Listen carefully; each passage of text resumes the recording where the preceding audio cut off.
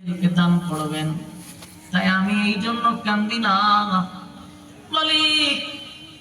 একে একে আমি নির্যাতিত নিপীড়িত, আমার চাচাও মারা গেল, তাতেও আমার কষ্ট লাগে নাই।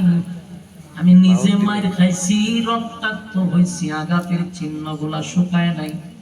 আমার এত মার মারছে, আমি এই জন্য কান্দি না, আমার কোনো কষ্ট নাই। আল্লাহ আপনি আমার 4টা ছেলে দিলেন, একে একে একে একে আমার 4 সন্তানকে আপনি নিয়ে গেলেন।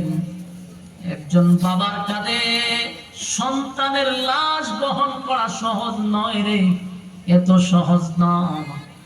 সন্তান বাবার লাশ কাঁধে নিতে পারে, কিন্তু বাবা সন্তানের লাশ কাঁধে নিতে পারে না, এটা বাবার জন্য বড় ভারী হয়।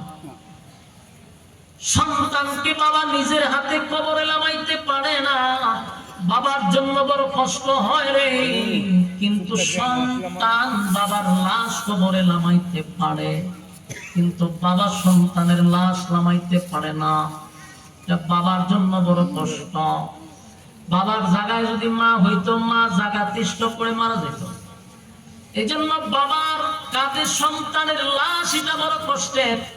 আল্লাহর নবী বলেন, মালিক আমার 4টা সন্তান আপনি দিছেন, বালেগ হওয়ার আগেই সন্তানগুলাকে আপনি নিয়ে গেলেন। আল্লাহ নিজের সন্তানগুলাকে আমি নিজের হাতে গোসল করাইলাম, সন্তানগুলাকে নিজের হাতেই কাফন পরাইলাম। আল্লাহ আমি নিজেই আমার সন্তানের জানাজা আমি পড়াইলাম।